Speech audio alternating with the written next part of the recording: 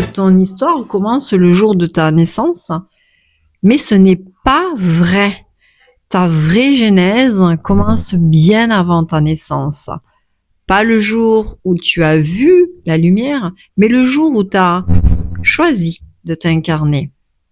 Le 28e jour, après ta conception, ton corps n'est encore qu'un amas de cellules. Mais là, quelque chose d'invisible entre dans la matière. Une étincelle, une intention, un mouvement respiratoire primaire que même les médecins ne peuvent expliquer. Un souffle, un rythme, un appel. Ce jour-là, ton âme entre dans la chair, pas comme une idée, mais comme une singularité quantique, un paquet d'informations vivantes extrait d'un grand champ de conscience que certains appellent Dieu et d'autres simplement la source. Tu es une goutte du tout, un fragment de lumière qui a dit « je viens vivre une expérience humaine ». Mais tu n'es pas venu au hasard. Tu as vu les deux êtres que tu allais appeler parents, tu as perçu leur lignée, leurs limites, leur mémoire, et malgré tout, tu as dit oui. Oui pour ressentir, oui pour expérimenter, oui pour tomber, aimer, te relever et te souvenir. Quand tu étais dans le ventre, quelque chose d'ancien s'est formé autour de toi, le placenta. Ce n'est pas qu'un organe, c'est une enveloppe d'âme, une mémoire sacrée, la densification temporaire de ta lumière. Et ce lien, tu l'as gardé jusqu'à la séparation. Le jour de ta naissance, tu sors, mais tu perds ce lien. Tu quittes ton ciel intérieur et c'est un choc, un arrachement, une fracture, ton premier deuil. Je t'en ai déjà parlé dans une vidéo précédente.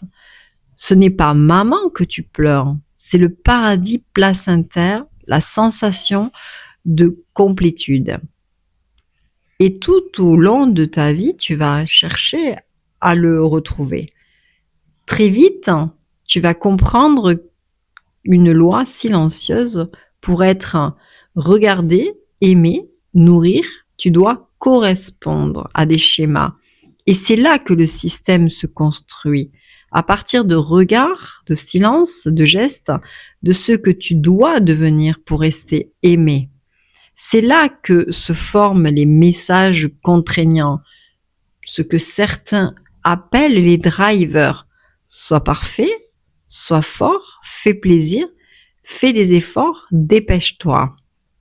Ce sont des commandements invisibles, issus de l'éducation, de la culture, des normes sociales, parentales et religieuses. Ils conditionnent ton droit à l'amour et ils forment un mécanisme de survie.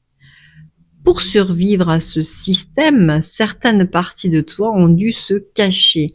Des parties sensibles, créatives, fragiles, des parts spontanées, intuitives, lentes, rêveuses. Ce sont tes SPPA, tes sous-personnalités psychoactives.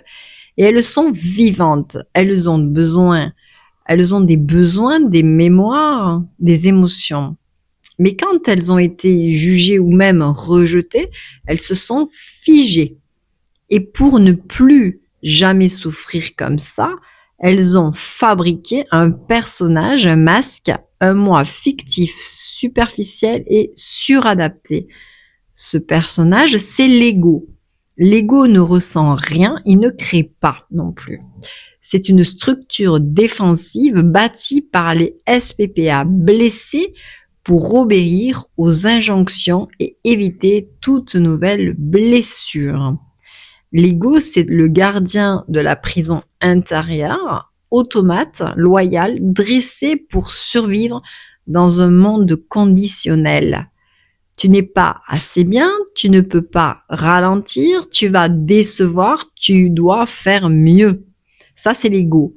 Et quand une SPPA tente de se réveiller, de parler, de créer, de ressentir, l'ego saute devant elle, il l'empêche de sortir et il dit non, tu vas encore avoir mal.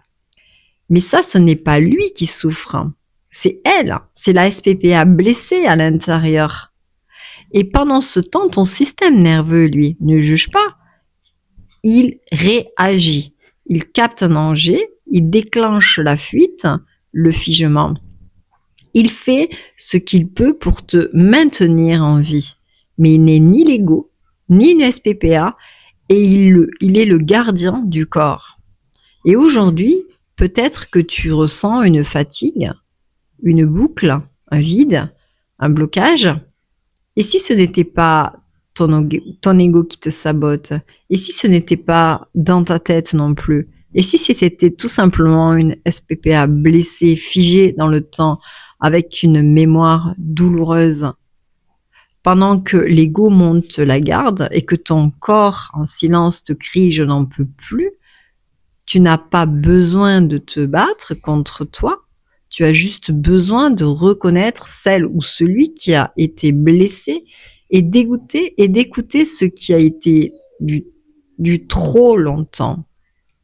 Alors respire, reviens à ta jeunesse, pas celle qu'on t'a racontée, mais la tienne. Et demande-toi, qui en moi n'a jamais eu le droit d'exister? Et si je pouvais le libérer, lui redonner une voix, un souffle? Ta guérison commence quand tu reconnais que l'ego n'est qu'un masque, que ton système nerveux n'est qu'un message et que tes SPPA encore attendent d'être aimés.